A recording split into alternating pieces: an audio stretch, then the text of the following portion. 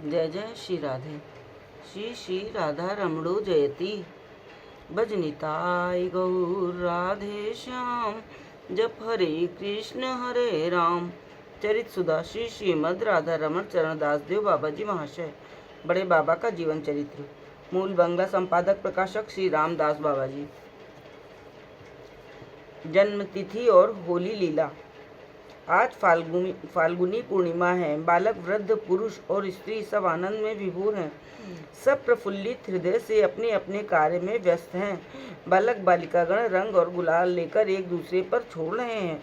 व्यवसायी गण अपने अपने व्यवसाय में, यात्रीगण ठाकुर दर्शन में, शाक्त ब्राह्मणगण ठाकुर जी की डोल यात्रा उत्सव में और वैष्णवगण अपने प्राण आनंद में श्री गौरांग देव के आविर्भाव उत्सव में उन्मत्त हैं। नाना देशों के असंख्य यात्री एकत्र हैं।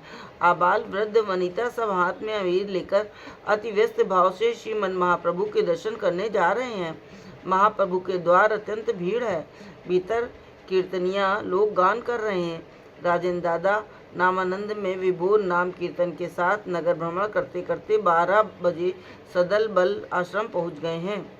सबके अंग में अबीर और रज परिव्याप्त है। राजेंद्र दादा के नेत्र कुछ रक्त वर्ण के हो रहे हैं और भावाश्रुओं से डबडबा रहे हैं। देखने से बोध होता है कि वे इस राज्य में नहीं हैं।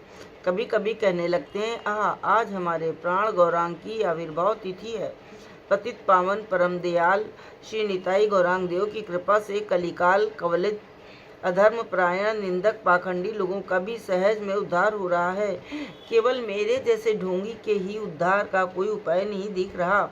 मैं परवंचक, प्रतिष्ठा लोलुप और देव द्विज गुरु वैष्णव देशी हूँ। हे प्रभु, कब मेरी चित्त शुद्धि होगी? कब मैं आपामर साधारण लोगों के चरणों में लौटूंगा? कब दीनातिदीन होकर निताई दासानुदास के रूप में जगत में परिचित हो सकूंगा? इतना कह अविरल अश्रु विसर्जन करते करते फूट फूट कर रोने लगे। अपराह्न में राजेंद्र दादा एक बार गंगा स्नान कर आए। आश्रम में महाप्रभु के अभिषेक का आयोजन होने लगा। गुरुदेव ने कहा, बाबा यादव, आज और कहीं कीर्तन करने न जाकर आश्रम में ही कीर्तन कर मुझे सुखी करना। राजेंद्र दादा बोले, जो आज्ञा बाबा, और नवदीप दास से कीर्तन का आयोजन करने को कहा। ठीक संध्या समय महाप्रभु का अभिषेक आरंभ हुआ। राजेंद्र दादा ने जन्मोत्सव कीर्तन आरंभ किया। महाजनों के पदों का कीर्तन करने के पश्चात अंत में ये पद प्रारंभ किया। वदने बल जय जय शचीर कुमार, गौर अमर निगम निगूढ़ अवतार। गाते गाते उद्दंड नृत्य करने लगे। रात्रि प्रायः 9 बजे कीर्तन समाप्त कर पंचामृत और कुछ फल मूल प्रसाद पाकर नाम कीर्तन करते करते बाहर निकले। कहाँ जाएंगे कौन जाने, पर संगीगण जानते थे कि बिना किसी विशेष आकर्षण के बाबा जी महाशय इस प्रकार कहीं नहीं जाते। इसलिए वे छाया की भांति नाम करते करते उनके पीछे हो लिए।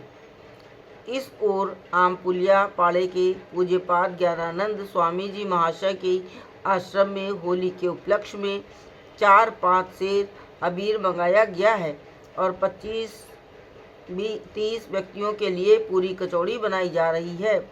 आश्रमवासी कोई नहीं जानते कि कौन कौन से लोग आश्रम में आकर उत्सव में सम्मिलित होंगे। स्वामी जी एक कमरे के बीच में बैठे धीरे धीरे कई भक्तों के साथ होली कीर्तन कर रहे हैं। आश्रम का सदर दरवाजा बंद है। एकाएक बाहर नाम कीर्तन ध्वनि सुनाई पड़ी। स्वामी जी की आज्ञा से एक भक्त ने दरवाजा खोला। राजेंद्र दादा ने सदल बल आश्रम में प्रवेश किया और मदमत्त सिंह की भांति हुंकार के साथ नाम कीर्तन करते करते स्वामी जी के कमरे में आकर उपस्थित हुए। मत्त सिंह की गर्जन सुन जिस प्रकार दूसरा सिंह भी गरज उठता है, उसी प्रकार बाबा जी महाशय की हुंकार सुन स्वामी जी भी उसी प्रकार गरजने लगे।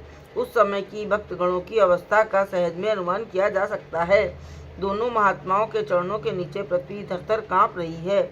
स्थान अति संकीर्ण है। दोनों महात्माओं को किसी प्रकार आघात न हो, इस उद्देश्य से भक्तगण चारों ओर से उन्हें घेर कर उनकी रक्षा कर रहे हैं और नाम कीर्तन कर रहे हैं। थोड़ी देर में भक्तगण परस्पर परामर्श कर बड़ी चतुराई से दोनों नृत्यकारी महापुरुषों को लेकर बाहर आंगन में आए। ये दोनों महापुरुष बाह्य दृष्टि से विभिन्न पथ और विभिन्न मतावलंबी थे, परंतु परस्पर एक दूसरे में से इतना प्रेम करते थे कि कोई ये नहीं समझता था कि वे एक ही मत के नहीं हैं। उनके शिष्यों की भी यही धारणा थी कि स्वामी जी और राजन बाबू भाई भाई हैं। यद्यपि एक महात्मा के शिष्य गेरुआ वस्त्रधारी, शिखा सूत्र विहीन और मुंडित मस्तक थे और दूसरे के सफ़ेद डोरकॉपिन, बहिर्वास और शिखा कंठीधारी। एक शाक्त सन्यासी थे, दूसरे वैष्णव। तथापि परस्पर द्वेषभाव रहित होकर एक दूसरे को देखते ही दंडवत प्रणाम कर प्रेमालिंगन करते थे और दोनों दलों के भक्त दोनों महात्माओं के प्रति एक सी गुरुबुद्धि रखते थे। आंगन से बाहर आते ही सबने प्रेम पूर्वक अबीर गुलाल से होली खेली। सब लाल लाल दिखने लगे। राजन दादा ने वासंती सुर में पद आरंभ किया। रसवती खेलत नागर संगे, मारत कुमकुम श्यामर अंगे। रसवती श्री राधे नागर कृष्ण के साथ होली खेलते हुए उन पर कुमकुम फेंक रही हैं। आँखी जुग अरुणित मेलिते न पारे, हारुनु हारुनु श्याम भले बारे बारे। कृष्ण की दोनों आंखें कुमकुम से लाल हो गई हैं। वे उन्हें खोल नहीं पा रहे हैं। मैं हारा बार बार कह रहे हैं। खिलाते हारिया श्याम पलाइते चाय, चौधी के सहचरी पथ ना ही पाए। खेल में हार कर श्याम भागना चाह रहे हैं, पर चारों ओर सखियां भाग नहीं पा रहे हैं। हाउया बलि दे करतारी, लैल पागड़ी के कई बाग मांग शरी। हारा हारा सब कह ताली बजा रही हैं। कोई पगड़ी छीन रही है, कोई बांसुरी। हासिया कह बे तब रसवती राई, आई से हारुया पुनः फागुया खिलाई। तब रसवती राधा हंसकर कहती हैं, हे हारुया, हारे खिलाड़ी, आओ एक बार फिर खेलें। विशाखा बलय तुया संगिनी समाज, कैसे खेला बेका नागर राज। विशाखा राधा से कहती हैं, राधे तुम्हारे साथ तो सखियों का पूरा समाज है, श्याम अकेले हैं, तुम्हारे साथ कैसे खेल सकते हैं। धनी कह सयुथे विशाखा हो तुया, ललिता अमार आइस खेलिए फागुया। राधा कहती हैं, अच्छा विशाखा, तुम अपने यूथ की सखियों के साथ कृष्ण की ओर हो जाओ, और ललिता तुम अपने यूथ की सखियों के साथ मेरी ओर आ जाओ, तब खेलें फाग। लाल ही लाल भेल रसिक शेखर, पुनु खेलत दुही नागरी नागर। खेल में रसिक शेखर कृष्ण का सर्वांग श्याम से लाल हो गया है, फिर भी नागर नागरी दोनों खेले ही जा रहे हैं। लाल कोकिला कुल, लाल शुकुसारी, लाल भ्रमणागर, मयूरा मयूरी। फाग के रंग से कोकुलें, शुक सारिकाएं, भौरे और मोर मोरनियाँ सब लाल हो गए हैं। लाल ही तरुलता, लाल ही फूल, लाल मधु पीवत, लाल अलिकूल। सब लाल ही लाल रे, तरुलता फूल आदि भी सब लाल हो गए हैं। यहाँ तक कि लाल लाल भौरे लाल फूलों का लाल मधु पी रहे हैं। गाते गाते सब अपूर्व भाव से नृत्य करने लगे। एकाएक नवदीप दास के हृदय में ललिता सखी का आवेश हुआ। वे धनी कहे सयूथे विशाखा हो तुया पद का उल्लंघन कर गाने लगे। अमर की लाजर कथा सोन विशाखा धनी, नितुई नितुई खिलाए हारे नागर शिरोमणि। हाय हाय विशाखे, तुम्हारा श्याम रोज रोज ही खेल में हारता है। राजेंद्र दादा का स्वभाव था कि रस की पुष्टि के लिए यदि कोई किसी पक्ष का उल्लंघन करता था तो वे उसके प्रतिपक्षी बन जाते थे। इसलिए वे विशाखा के पक्ष का अवलंबन कर गाने लगे। नाई की मने ओ ललिते सही से दिनेर कथा, कुसुम चूरी की छकमरी है छिल तथा। उस दिन की बात भूल गई ललिता, जब फूलों की चोरी में राधा को झक मारनी पड़ी थी। दिबिनिशी रायरे लागी पागल पारा श्याम, गोठे माठे बंश दीते जपे राधा नाम। अपने श्याम को देख, दिन रात राधा के पीछे पागल रहकर गोष्ठ में हो रहे मैदान में बांसुरी में राधा राधा जपा करता है। विशाखा, भाटेर मुखे नाम सुने के कांदे दिबा निशी, सैनी स्वप्ने मने भावे कालो शशि। अच्छा बता, भाट के मुख से कृष्ण का नाम सुन कौन दिन रात रोता है, कौन शयन में और स्वप्न में काला चांद का ध्यान किया करता है। ललिता, राई देखते कदम तलाए के करे छे था ना। बता, राधा को देखने के लिए कौन कदम तले खड़ा रहता है। विशाखा, से जे राई के देखा दीवार तरे करे आना गोना, वो तो राधा को दर्शन देने के उधर आया जाया करते हैं।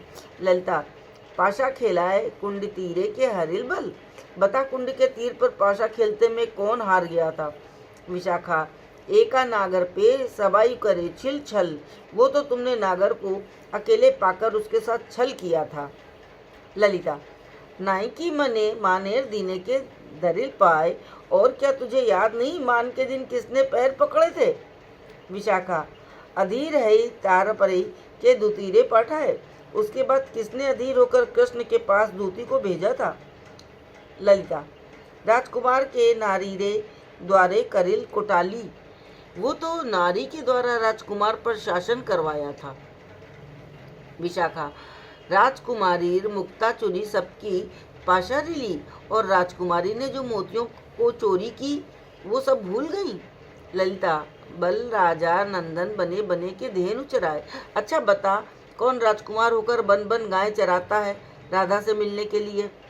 विशाखा, बल राजनंदिनी कौन रमणी दही बिके जाए। बता, राजकुमारी होकर कौन कृष्ण मिलन के लिए दही बेचने जाती है?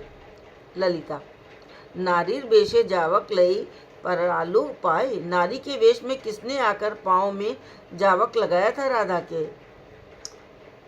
विशाखा, राजर में काहर तरे कानने बेड़ाए। राजकुमारी होकर राधा किसके लिए वन वन घुमा करती है? ललिता, सेजे बाला गेथे माला के दिल गलाए। बाला सजकर किसने माला गूंथकर राधा को पहनाई थी? विशाखा, पर रमणी परेर घरे के रांधिते जाए। दूसरे की रमणी कौन दूसरे की रसोई पका आती है? ललिता, रासेश्वरी पत्तले के लिखित नाम। हमारी रासेश्वरी के पत्तले किसने लिखा था अपना नाम? विशाखा, वांगो बांसी सुने चित्रपटे के सफिल प्राण। बांसुरी सुनकर किसने चित्रपट को सौंप दिए थे प्राण?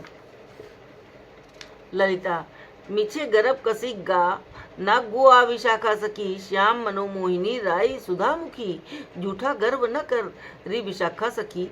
राधा है श्याम मनमोहिनी सुधा मुखी। विशाखा, सोन ललिता मरम कथा दुई राई कानू। रूपे गुणी कुले माने के ही नहीं ऊनू। श्यामेर बामे श्याम सुहानी देखते कोमल भालू। मेघेर कोले सौदामिनी जगत करे आलू। राय रे गुणे श्यामेर आदर श्यामेर गुणे राई। छाड़ा छाड़ी श्याम गोरी की बा आदर पाई। आए गो सखी श्याम सने एका सने बसैया राई। प्राण खुले सबे मिले दुई गुण गाई। कालोर कोले की वा शोभी कनक वरणी। नौ जलधरे जैन थिर सौदामिनी। ललिता, अब विवाद छोड़कर सुन मर्म की बात। राधा कृष्ण कोई रूप गुण कुल और मान में कम नहीं। श्याम के बाएं सुहागवती राधा लगती हैं, जैसे मेघ की गोद में दामिनी जगत को प्रकाशित करती है। राधा के गुणों से है श्याम की शोभा, श्याम के गुणों से है राधा की। एक को छोड़ दूसरे का आदर कहाँ है? आओ सखी श्याम के साथ राधा को एक आसन पर बिठाकर दोनों का गुणगान करें। अब देखो, काले श्याम की गोद में कनकवर्णी राधा लगती हैं, जैसे नए बादल में बिजली स्थिर होकर रह गई है। गाते गाते सब प्रेमानंद में नाचने लगे। नवदीप दास में शक्ति संचार देख मैं अवाक रह गया। मैं नहीं जानता था कि नवदीप राजेंद्र दादा के इतने कृपा पात्र हैं। कुछ देर इस प्रकार उदंड नृत्य और कीर्तन होता रहा। कीर्तन समाप्त होने पर सब रज में लौटने लगे। केवल 4-5 से अबीर उत्सव के लिए मंगाया गया था, पर कोई 2.5 मन अबीर खर्च हो गया। महापुरुषों की सभी लीला अद्भुत है। स्वामी जी नवदीप दादा को हृदय से लगाकर आनंद से आत्महारा हो रहे हैं। कुछ देर पीछे स्थिरता प्राप्त कर उन्होंने राजेंद्र दादा और सब भक्तों से प्रसाद पाने का अनुरोध किया। सब एक साथ प्रसाद पाने लगे। प्रायः 40-50 व्यक्तियों के लिए कचौरी पूड़ी तैयार कर ठाकुर जी का भोग लगाया गया था, परंतु 60-70 व्यक्ति एक साथ प्रसाद पाने बैठे। हम 25-30 व्यक्ति बाकी रहे। हम लोगों ने भी खूब पेट भरकर प्रसाद सेवन किया, फिर भी 40-50 आदमियों के लिए प्रसाद शेष रहा। महात्माओं के कटाक्ष से असंभव भी संभव हो जाता है, यह तो एक साधारण सी बात है। प्रसाद पाने के पश्चात राजेंद्र दादा सदल बल कीर्तन करते करते गुरुदेव के आश्रम चले गए। आनंद की पैंट जैसे उठ गई। स्वामी जी और अन्य सब राजेंद्र दादा की अमानुषिक शक्ति की चर्चा करने लगे। स्वामी जी बोले, नाम कीर्तन के प्रारंभ होते ही राजेंद्र बाबू के देह में निताई गौर दोनों भाई खेलने लगते हैं। उनका अपना बिंदु मात्र भी अस्तित्व नहीं रहता। ये मैंने प्रत्यक्ष देखा है। यदि ऐसा न होता तो कुछ एक व्यक्तियों को लेकर ऐसा कीर्तन आनंद क्या कभी संभव हो सकता था। कुछ देर इस प्रकार की समालोचना होती रही। उसके बाद सब अपने अपने घर को गए। स्वामी जी भी विश्राम करने लगे। जय जय श्री राधे। जय बड़े बाबा की।